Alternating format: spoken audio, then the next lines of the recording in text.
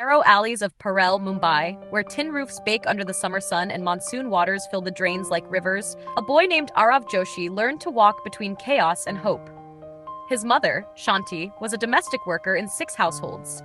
His father, Mahadev, once a local stage performer, had long given up on his dreams and drowned himself daily in bottles of regret. Arav was born into noise, poverty, and bruises, but never stopped believing that silence, wealth, and peace could be earned with effort. Ariv was different. While other boys played cricket in the alleys or loitered around with cheap mobile phones, Ariv spent hours at the public library, devouring books on psychology, business, and philosophy. He didn't care about marks, but he cared about understanding the world. He watched motivational videos through free Wi-Fi at a juice center that didn't mind him sitting for hours. He kept a journal where he wrote ideas, hundreds of them, from tech apps to theater scripts. His teachers saw him as odd. His neighbors saw him as strange. But Arav didn't mind. He wasn't trying to fit in. He was trying to rise out. When he turned 16, his mother fell seriously ill. With no savings and his father absent, Arav dropped out of school and began working at a delivery kitchen. From 5 a.m. to 1 a.m., he washed utensils, packed boxes, and rode his bicycle across the city delivering food. He used every break to write ideas in his journal.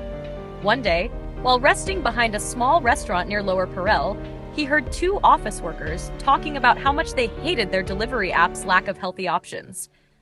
That moment struck him. What if he created a tiffin service for health-conscious office-goers? Not just food, but meals curated by local grandmothers, nutritious, homemade, full of love.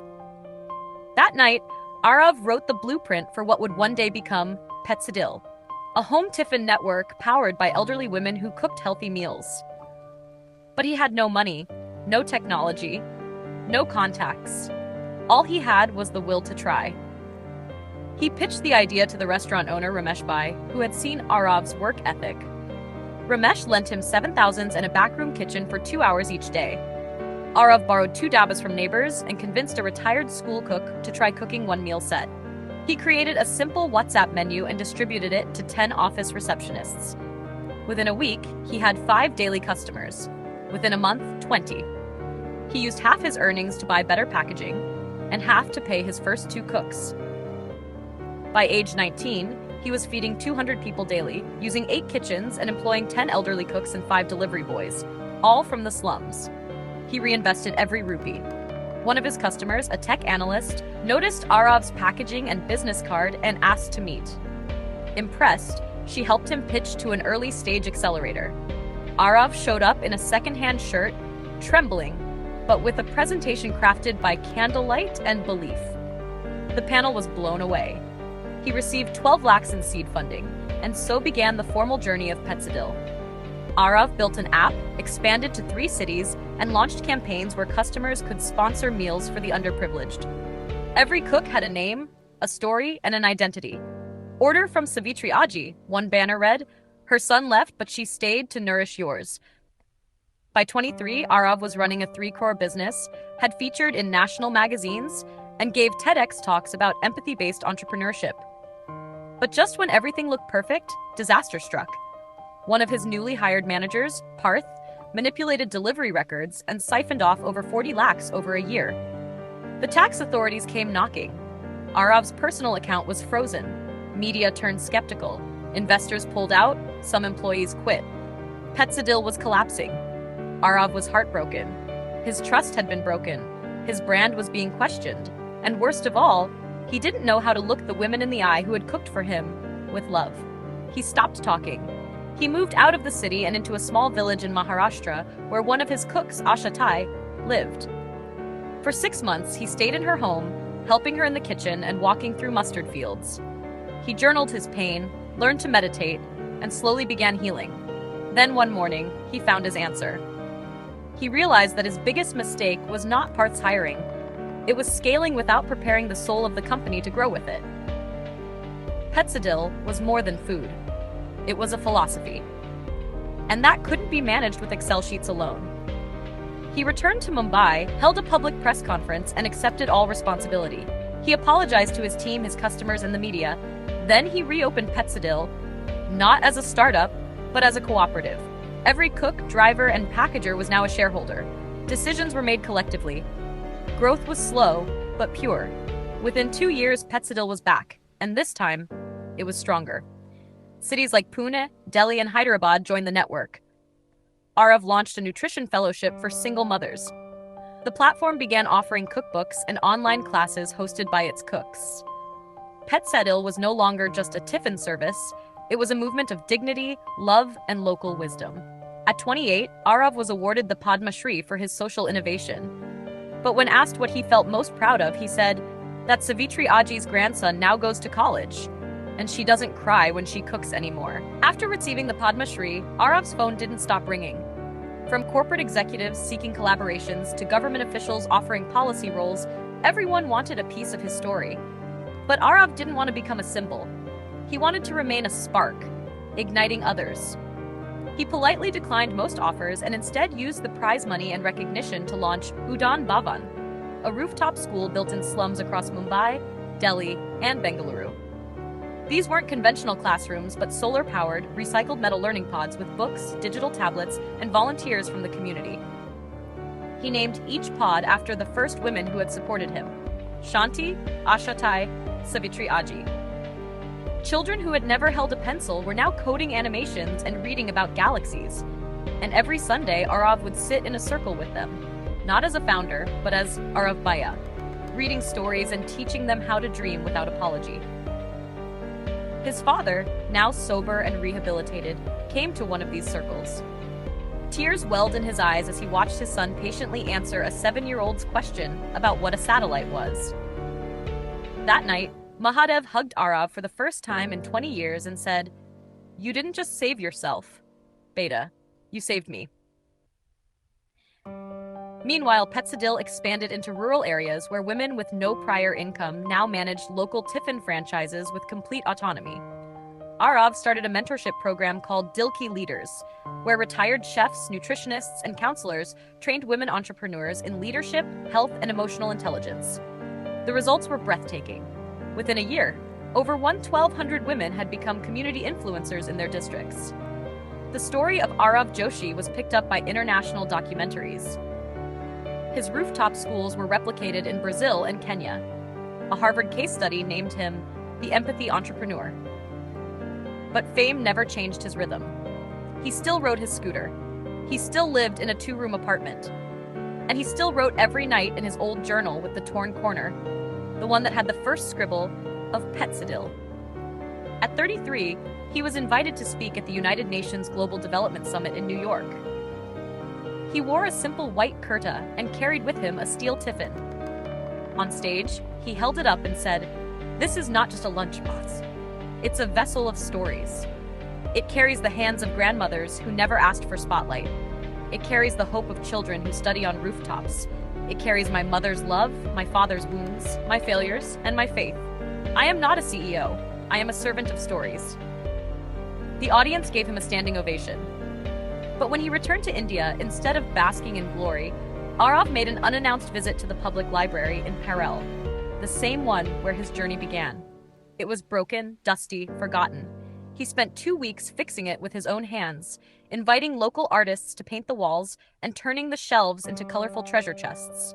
Then he left a letter for the librarian that read, "Some stories are meant to be found by those who need them the most. Please don't let this place ever die." By 35, Ariv had mentored over 5,000 rural youth, established 52 rooftop schools, empowered more than 10,000 women entrepreneurs, and inspired a generation to dream with empathy. He never married, but called the nation his family. He kept no trophies in his house, only letters, handwritten by the children, mothers, and strangers whose lives he'd touched. When asked by a journalist, "What is the secret to your success?" Ariv replied, "It's not success. It's survival, but survival with soul. I'm just a boy who never stopped believing that rooftops are closer to the sky." And so, Ariv Joshi's name became not just a name, but a movement, whispered in kitchens, written on blackboards, printed on lunchboxes, and etched into hearts. He proved that you don't need a skyscraper to rise. Sometimes all it takes is a rooftop, a dream, and a heart that refuses to break.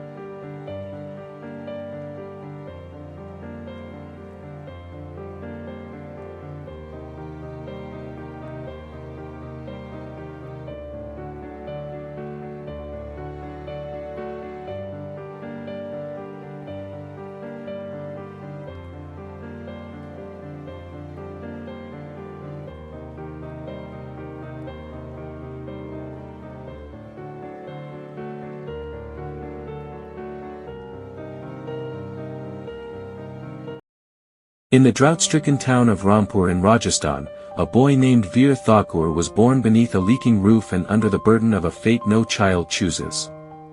His father, Rajpal Thakur, was a hand-cart vendor who sold vegetables at the local hut, while his mother, Sushila, worked as a housemaid in 5 homes. Life was a series of unpaid bills, borrowed clothes, and broken dreams.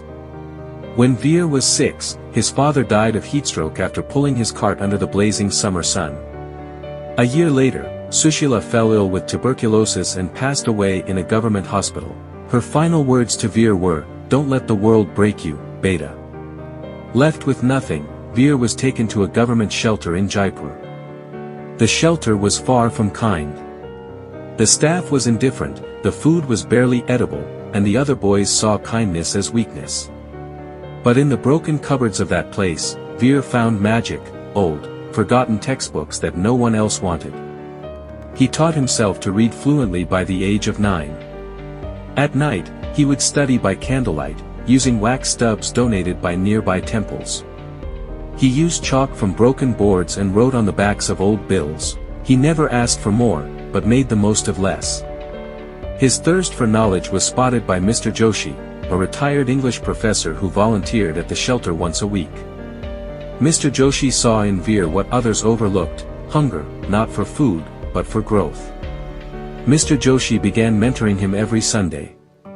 He taught him grammar, math, and most importantly, how to ask questions. Veer's eyes widened with each new fact he learned. He applied for a government scholarship and topped the district-level entrance exam.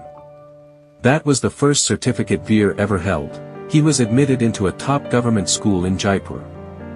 His uniform was donated by a local tailor, and his books were second-hand, but his dreams were brand new. He walked 5 kilometers to school daily, returning by evening to help the shelter staff clean and distribute food. By the time Veer reached the 10th standard, he was among the top scorers in Rajasthan. He became known in his school not for where he came from, but for where he was heading. After scoring 95% in his board exams, he was awarded a full scholarship to study engineering at a reputed college in Ahmedabad. With a borrowed suitcase and a beating heart, Veer boarded a train alone for the first time in his life. Ahmedabad was a different world, fast-paced, competitive, and modern. He shared a hostel room with 3 other boys and lived on a diet of Maggi and boiled rice. While others celebrated fresher parties and bought smartphones, Veer worked part-time at a photocopy shop at night. He never complained. He was the first to raise his hand in class and the last to leave the library. He began developing an interest in renewable energy, especially solar technology. He wrote research papers, won inter-college contests, and by the final year, had received a placement offer from a top MNC, but Veer declined it. Instead, he returned to Rajasthan. Something inside him told him his future wasn't in air-conditioned offices, but under the same sun that once scorched his father. He wanted to build something that would help villages like Rampur. In 2019, at age 24, he launched a startup called Aranaya Tech, which aimed to bring affordable, decentralized solar power to underserved rural areas. His idea was simple: develop lightweight solar kits that villagers could set up without needing engineers. With 50,000 Indian rupees borrowed from an old professor and a team of just 2, his college friend Shail and a local technician, he launched a pilot project in a village near Ajmer. The villagers were skeptical at first. But when their first solar bulb lit up a pitch-dark lane, cheers broke out. News spread. More villages asked for the kits. Aranaya Tech started gaining recognition in rural innovation forums. Veer worked 18 hours a day, assembling kits, handling orders, and delivering TED-style talks in schools to raise awareness. Awards began coming in, Young Innovator grants, features in startup magazines, and even an invitation to speak at a UN forum on sustainable tech. By age 26, Aranaya Tech had brought light to over 300 villages and was valued at 12 Indian rupees crore. Investors started knocking.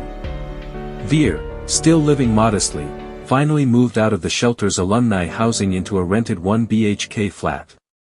But as funding poured in, the story began to change. The company scaled rapidly. Offices were set up in 5 cities, and a large team was hired. While Veer remained the face of the mission, daily operations were taken over by professionals. Shale, his loyal friend, began expressing concerns about the pace. "We're growing too fast. The fieldwork is being neglected," he warned. But Veer, driven by media attention and investor targets, brushed it off. He was too focused on proving that a village boy could build a national empire. Then came the downfall. In late 2021, it was discovered that a regional manager in the Bihar branch had been involved in embezzlement. Substandard parts were being installed in solar kits. Complaints poured in from the ground. A respected NGO that once backed Aranayatech pulled out. Social media, once their biggest ally, turned into a battleground of criticism. Veer issued public apologies, but the damage was done. Investors began withdrawing. Funding dried up. One by one, the city offices shut down. Shale resigned. The company that lit up villages was now in complete darkness. Veer found himself alone in his 1 BHK flat, surrounded by silence and unpaid bills. He had no money left, not even enough to pay his landlord. He had to vacate the apartment and move into a relative's storeroom. For days, he barely spoke.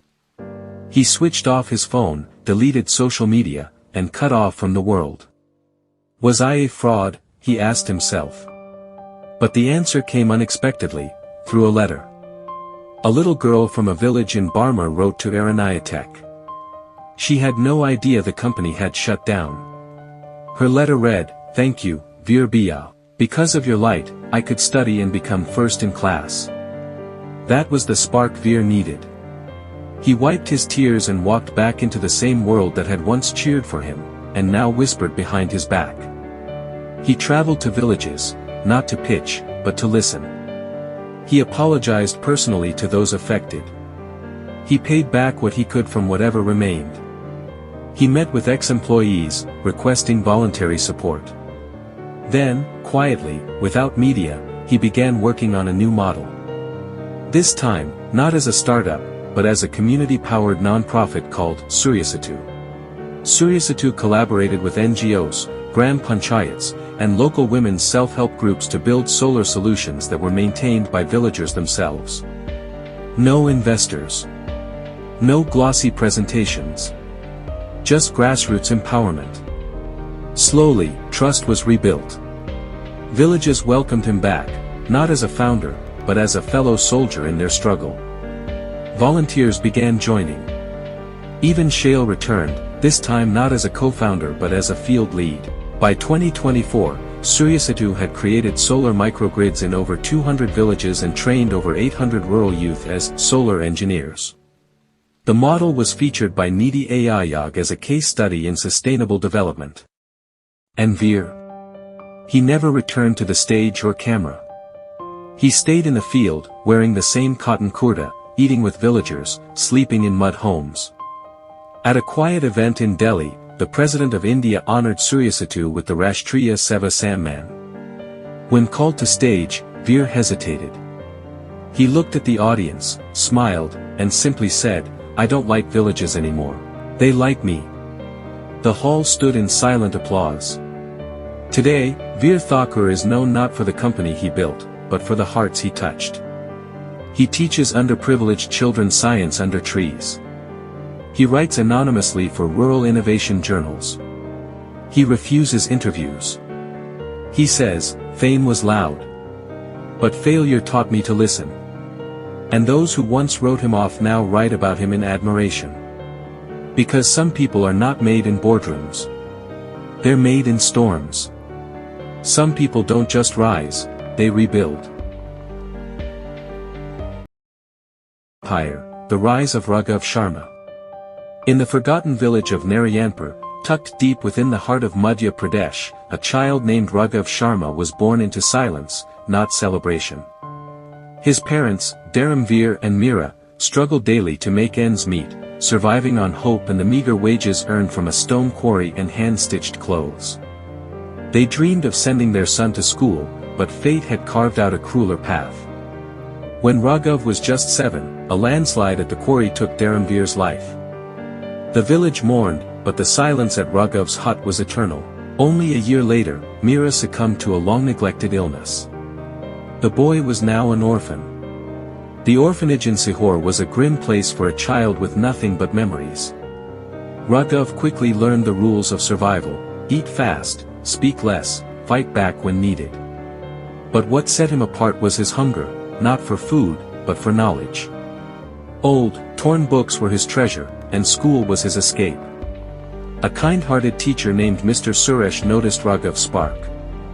He offered him second-hand books, extra lessons, and, eventually, a chance to apply to a better government school in Bhopal. With fierce dedication, Raghav topped his exams and was accepted.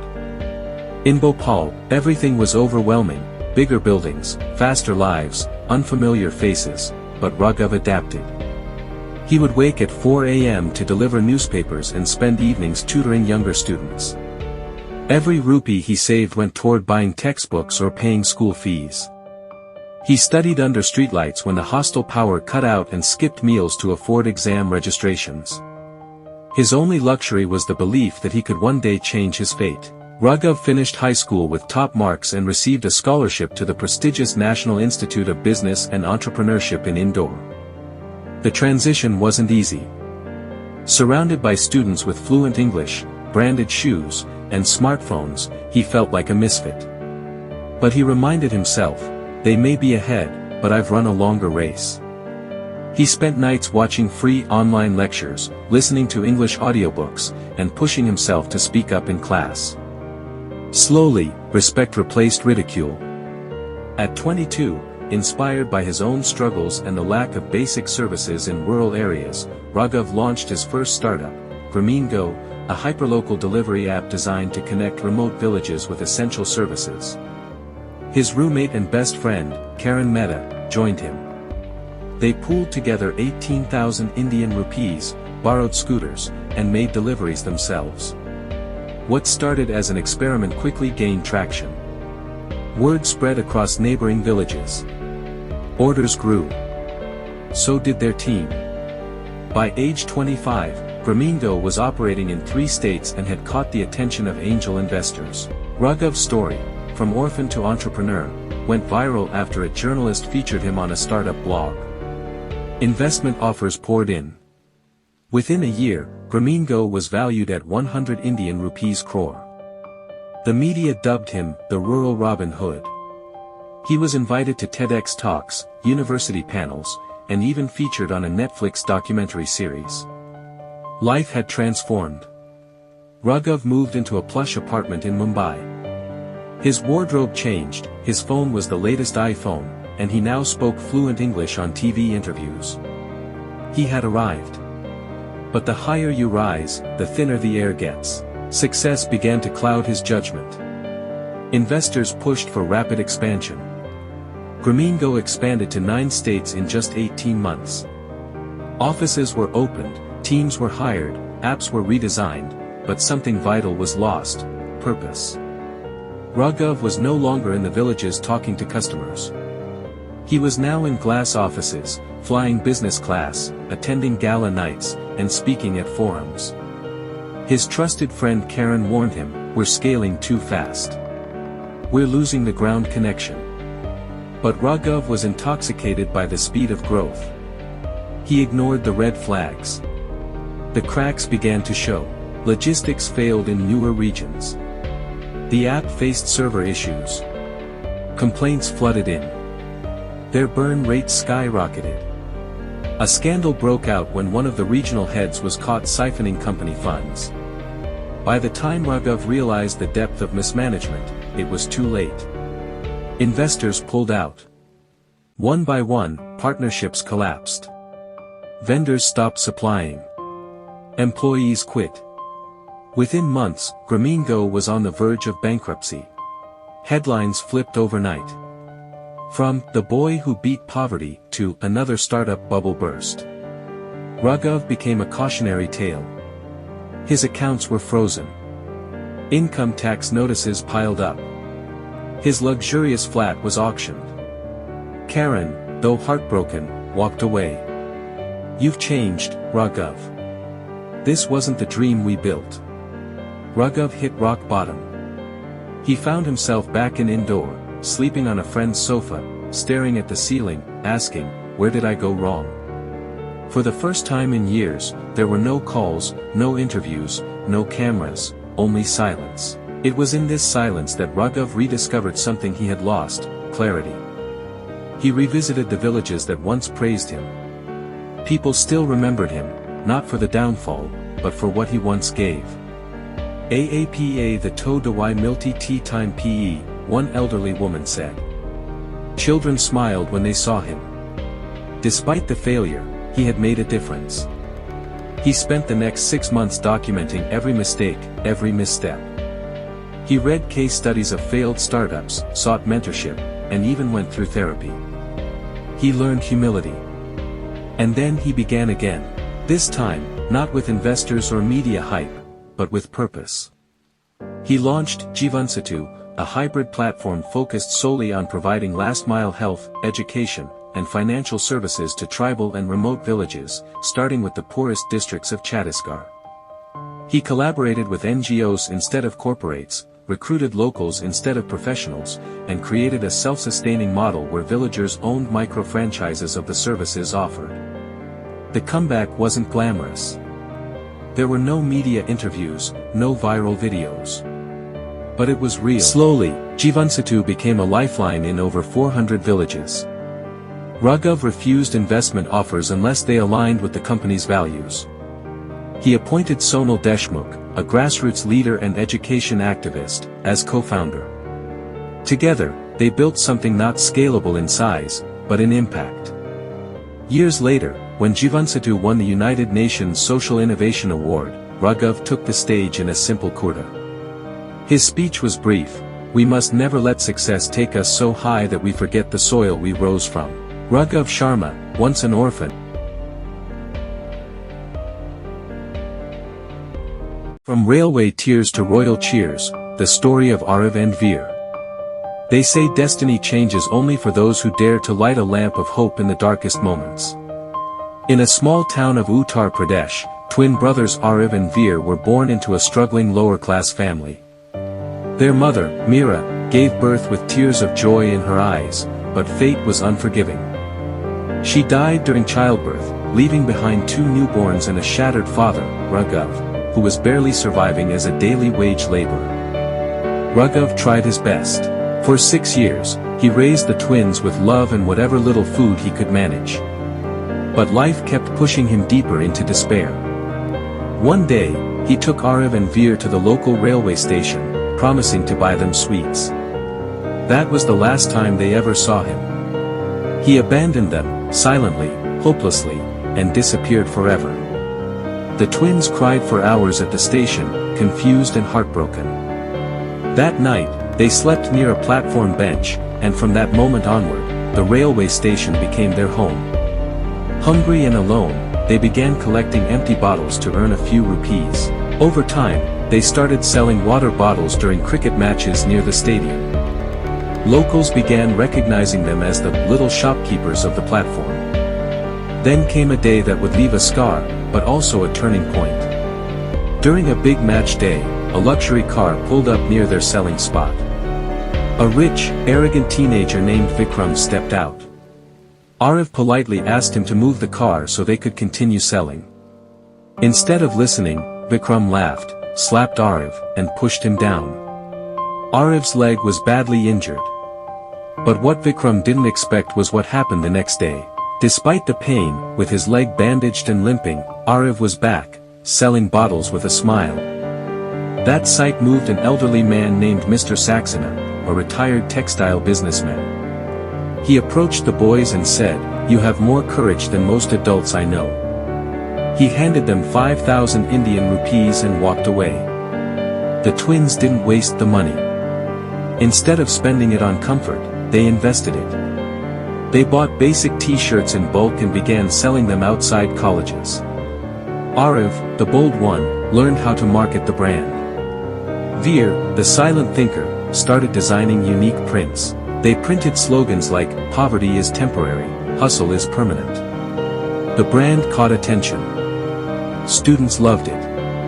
A local influencer wore one of their shirts and posted a picture. The twins named their venture, Twin Flame Streetwear. Their message and story started spreading like wildfire. In just 3 years, their small street stall turned into a shop, and later, a small garment unit employing over 20 people, many of whom were once homeless like them. Mr. Saxena introduced them to investors. His daughter, Kiran, a fashion marketing graduate, joined the team and helped scale the brand further. Eventually, Veer and Kiran fell in love and got married.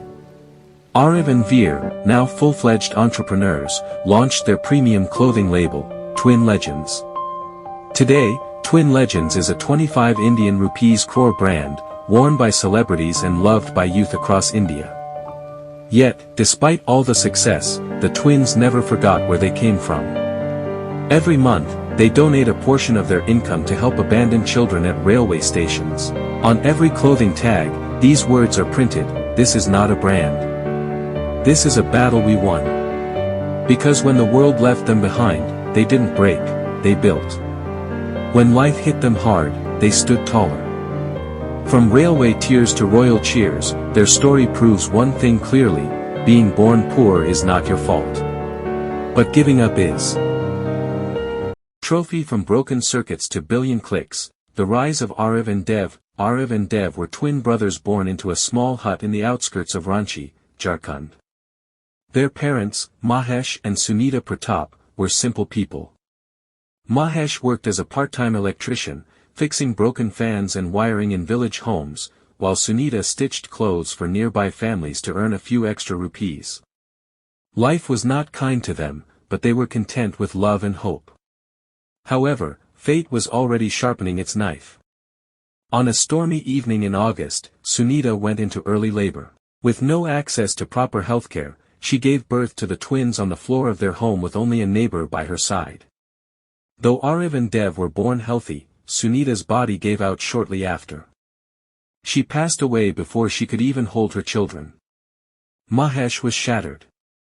With no emotional strength left and debts choking him from all sides, he slowly spiraled into alcoholism and hopelessness. He still worked, but every rupee he earned vanished into bottles, not meals.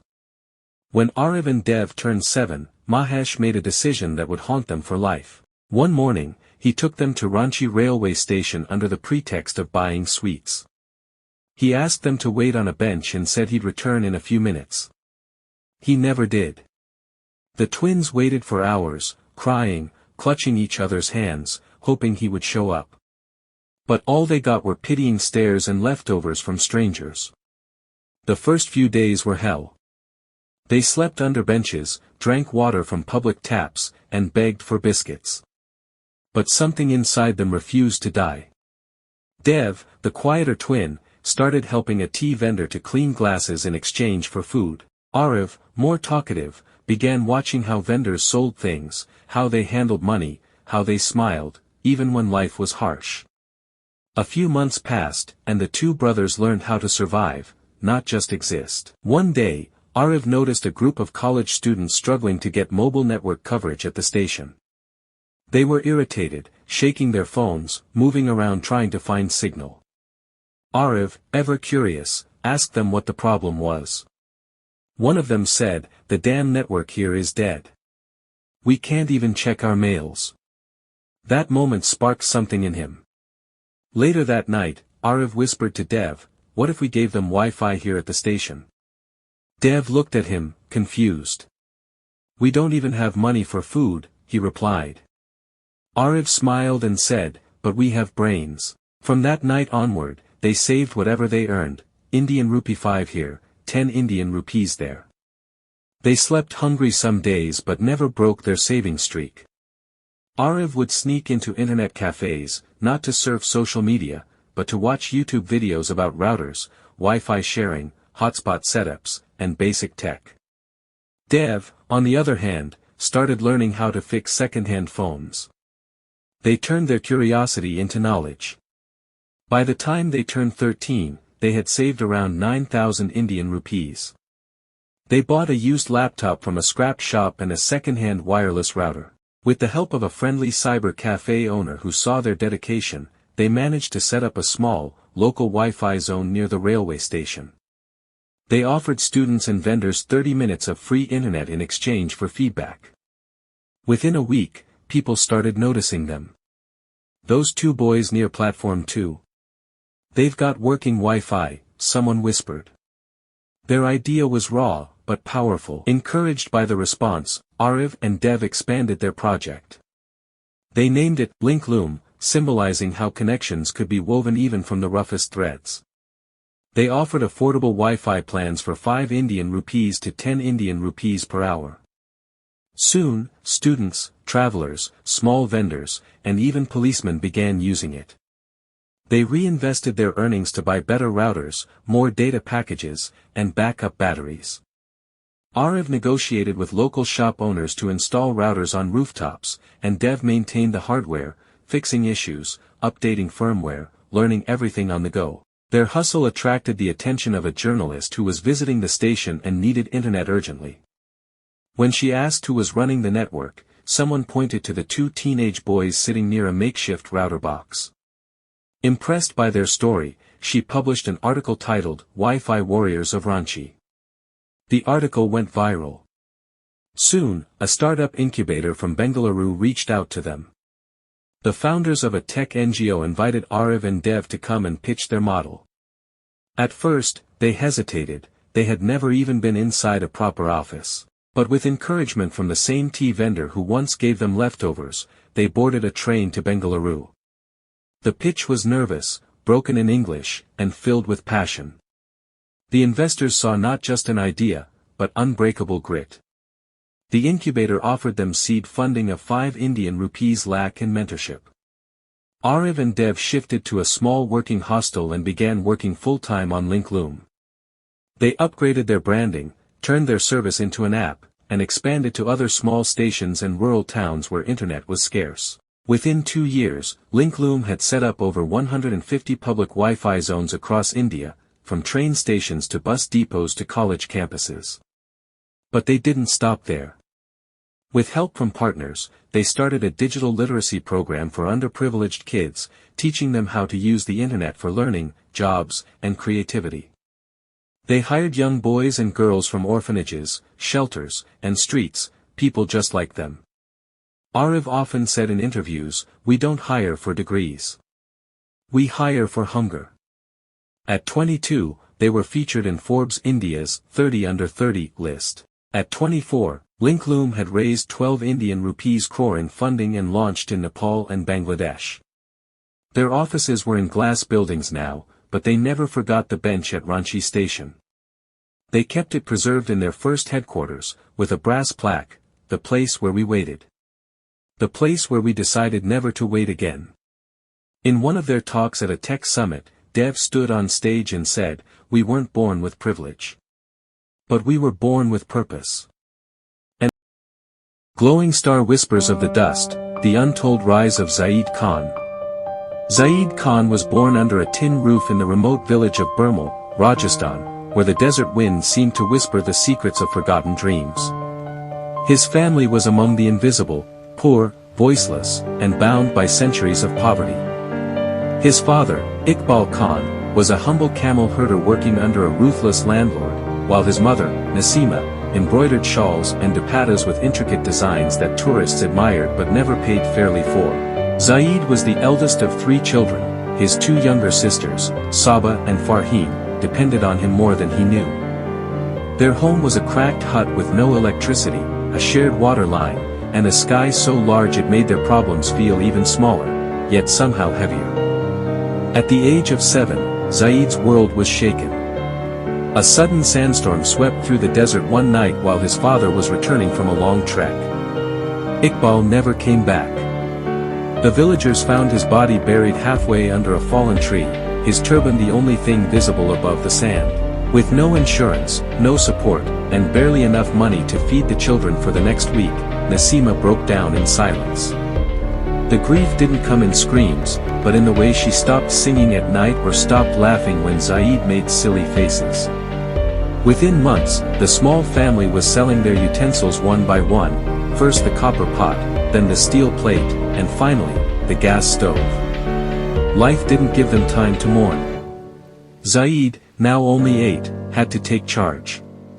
He started carrying water for tourists, cleaning shoes at the bus stand, and collecting scrap metal from the streets. He learned to survive not just with his hands, but with his instincts. One day, behind a broken-down guest house, he stumbled upon a half-broken radio thrown out as junk. He took it apart, studied its wires, and for days tried to make it speak again. When he finally managed to get a few crackles out of it, a strange joy filled his chest. That was his first taste of creation. Over the next few years, Zahed became known as the scrap ustad in the lanes of Burma. With no formal training, he was repairing transistor sets, table fans, torches, and even old cassette players. But his dreams were bigger than repairs. One scorching summer, while helping his mother at a tourist fair, he overheard foreign visitors complaining about their phones dying in the desert heat. A spark lit in Zahed's mind. What if I could make a solar-powered charging box? Something tourists could use in the desert. With nothing but broken solar lights, dead batteries, and e-waste components, Zahed worked for a year. He scavenged parts from garbage heaps and bartered services for components. By the time he turned 13, he had built a shoebox-sized metal charger with 5 USB ports and a small solar panel. It wasn't pretty, but it worked.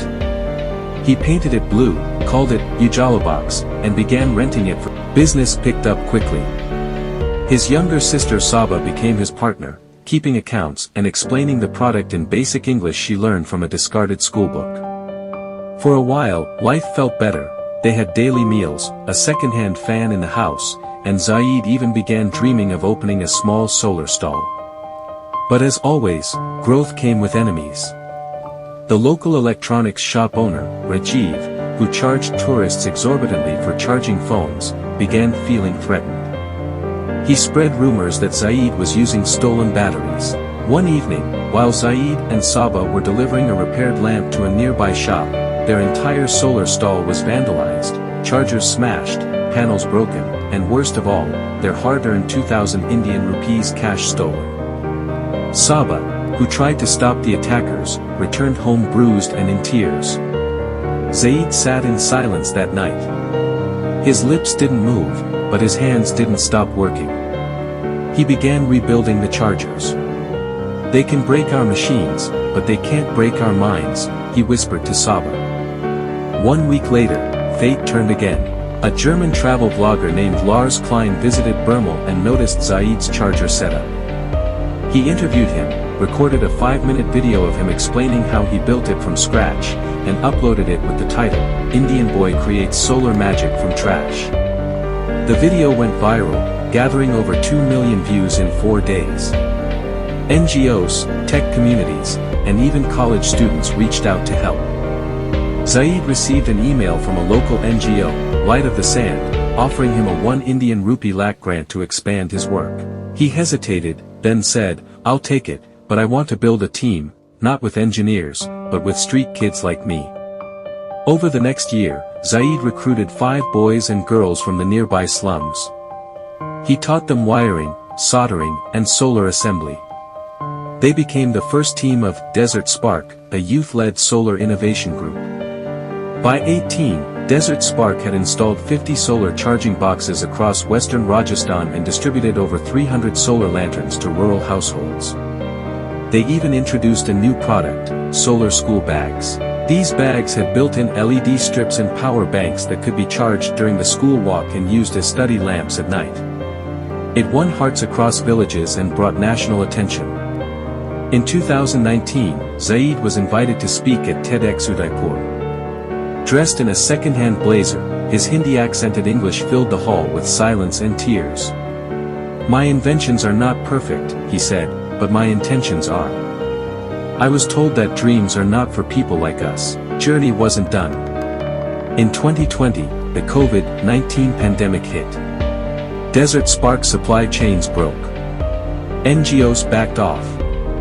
Zahed's workshop was forced to shut down due to lack of parts. For 6 months, he and his team survived by repairing fans and distributing their saved-up lanterns to migrant workers. Zahed himself contracted COVID and isolated in the very hut he was born in. It was during this time, lying on a broken cot with a fever, that he began sketching new ideas. When he recovered, he returned with a mission, to build low-cost oxygen concentrators powered by solar energy. With help from a local doctor and an IIT dropout, he built a working prototype by 2021. The government noticed. Media covered him again. This time, he wasn't just the "scrap us dad," he was now the desert engineer. In 2022, Zahed launched his own company, Ujala Tech, registered in Jodhpur, with his sisters Saba as COO and Farheen as head of community outreach. They offered free workshops in villages, and their mobile solar school on wheels taught 20,000 kids across 3 states. Big investors offered money.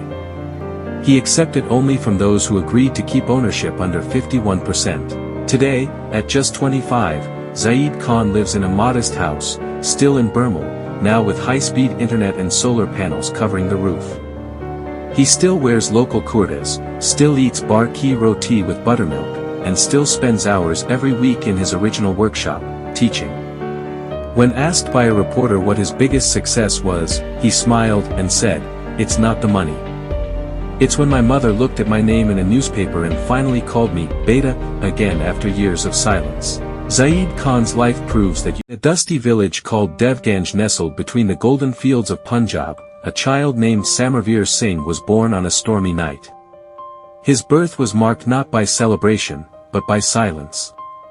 His mother, Amrita, passed away minutes after he entered the world, and his father, Harkirat, a wheat farmer battling mounting debt, never truly recovered from the loss. Samarveer, or Somar as he was called, grew up with the smell of earth, the sound of tractors, and the weight of unrealized dreams. He wasn't a prodigy, nor a village sensation, but he had something rarer, quiet grit, the kind that doesn't roar but refuses to die. From a young age, Somar displayed an unusual resilience. He would walk barefoot to the local government school 5 kilometers away, carrying his books in a jute sack. At night, he studied under a kerosene lamp while helping his father calculate crop yields. Though money was scarce, knowledge became Somar's wealth. He read every discarded newspaper he could find, borrowed textbooks from older students, and even listened in on college lectures through an old radio. His curiosity extended beyond the borders of Devganj. He wanted to know how machines worked, how businesses were built, and how people broke cycles of poverty. By the time he was 15, tragedy struck again. Harkirat suffered a heart attack while working in the field and passed away, leaving Somar completely alone in the world. The land they had depended on was already mortgaged. Debt collectors began circling like vultures. For 2 weeks, Somar slept on the school veranda, eating only what the school cook shared with him. Most children in his shoes would have quit. But Somar began working nights at a roadside eatery while still attending school. He washed dishes, cleaned floors, and earned just enough to stay alive. His dream of college flickered but never went out. At 18, against all odds, Somar passed his board exams with distinction. A government scholarship got him admitted into Punjab University for a B.Com degree. He arrived in Chandigarh with a tattered bag, second-hand clothes, and just 200 Indian rupees in his pocket. He survived by doing odd jobs, cleaning, tutoring, delivering newspapers, while studying during his free hours. His classmates mocked his accent and his appearance, but Somar observed them quietly, learning to speak like them, dress like them, think ahead of them. In his 3rd year, something changed. Somar attended a seminar by an industrialist named Ravindra Bansal, who spoke about the power of local enterprise and rural transformation. Something clicked inside Somar. He realized that the solution to Devganj's poverty was not charity, it was opportunity. What if he could create a business that empowered villages like his, used local skills, and tapped into something bigger? Somar began to sketch a plan, an agro-based startup that would source organic wheat, mustard, and pulses directly from farmers and sell them under a brand that told stories of rural India. He named it J&Say, from the village. With just 15,000 Indian rupees saved from his odd jobs, he registered the company and convinced 3 of his college friends to join. They started by buying small quantities of mustard seeds from Devganj and packaging them in cloth pouches printed with local art. Each pouch came with a card that shared the farmer's name, his crop story, and a quote from Somar's diary. At first, J&Say was laughed at. Who wants mustard from a village? But Somar persisted. He went door to door in Chandigarh, Gurugram, and Delhi, pitching the product to organic stores and yoga centers. He used social media to showcase the human side of farming, highlighting the faces behind the grains. Slowly, orders trickled in. By the end of the first year, they had turned 15,000 Indian rupees into 2.2 Indian rupees lakhs in revenue. Somar reinvested every rupee back into the business. J&Say expanded into spices and lentils. Somar partnered with self-help groups to create employment for women. He organized training programs in packaging and hygiene. Devganj, once dry and broken, began to bloom again. Young boys who once wanted to flee to cities now dreamed of being part of J&Say. The story reached local media, then national press.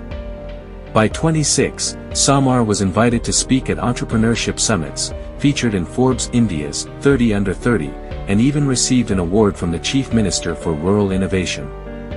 But as the company grew, cracks began to form.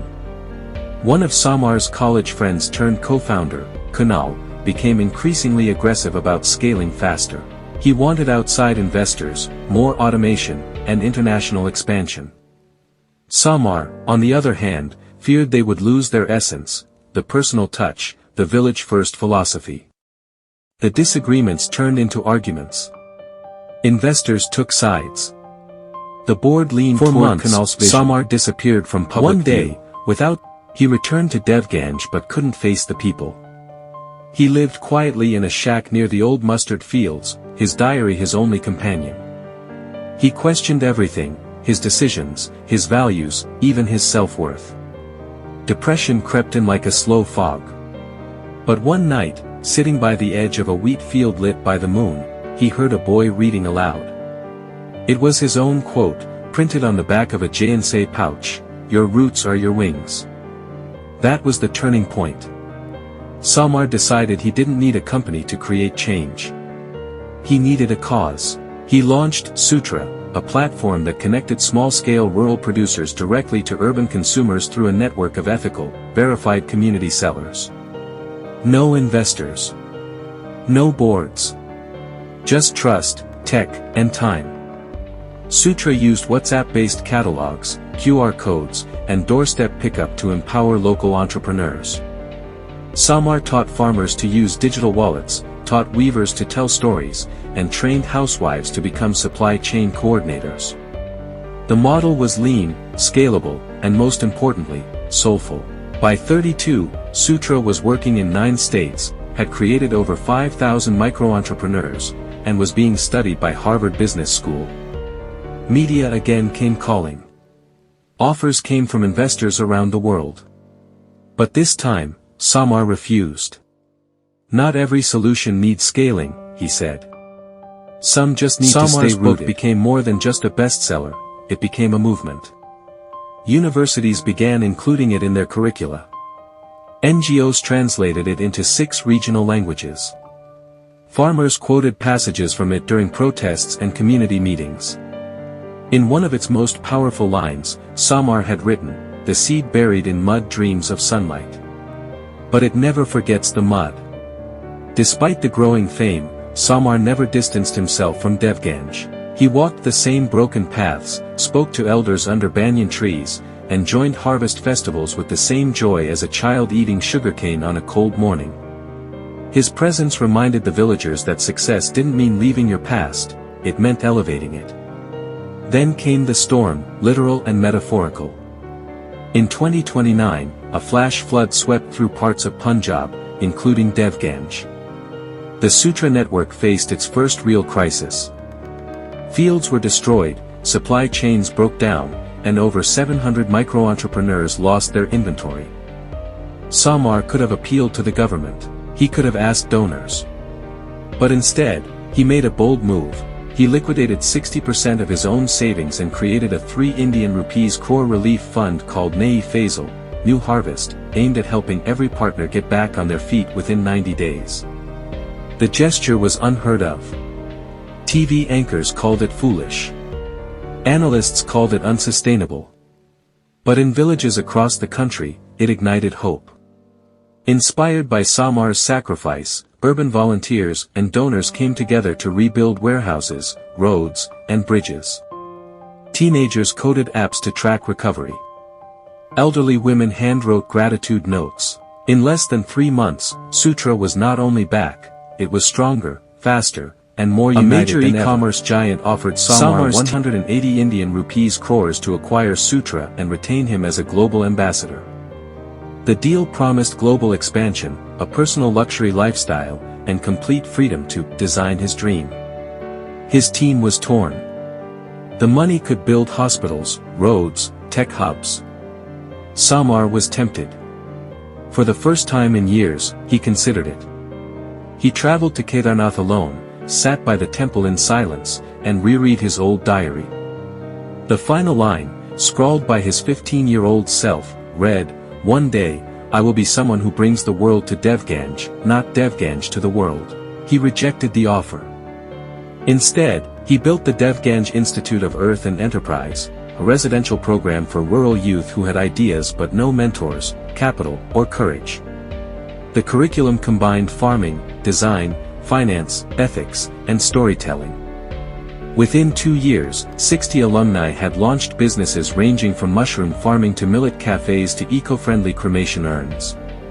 The world did come to Devganj: journalists, researchers, social investors, and even skeptical bureaucrats.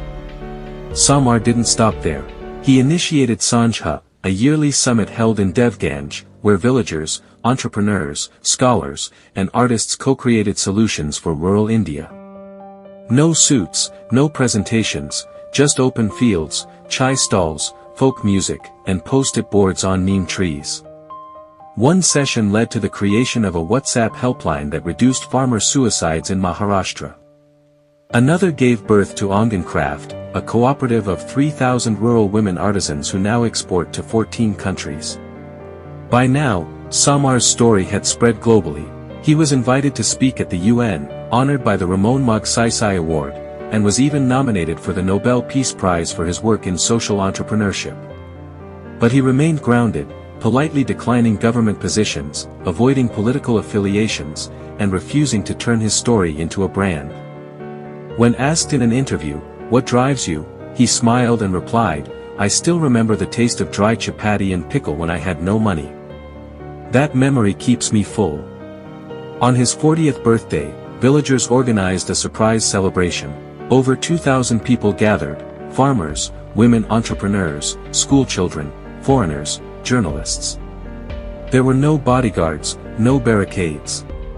Just songs, food, and a feeling that this man didn't just build a company or an idea, he built a legacy of trust. That night, an old teacher from his school stood beside him and said, "You were not the brightest, Somar. But you had what no topper had, a fire that made others warm just by standing near you." As the evening ended, a boy from the first batch of his institute approached Somar. "Sir, I want to be like you," he said. Somar kneeled, placed a hand on his shoulder, and whispered, "Don't be like me. Be better. Let my story be your soil, not your ceiling." And with that, under the same stars that once lit his childhood hunger, Samarveer Singh walked back toward the mustard fields, older, wiser, and still chasing the same dream, not to escape the mud, but to grow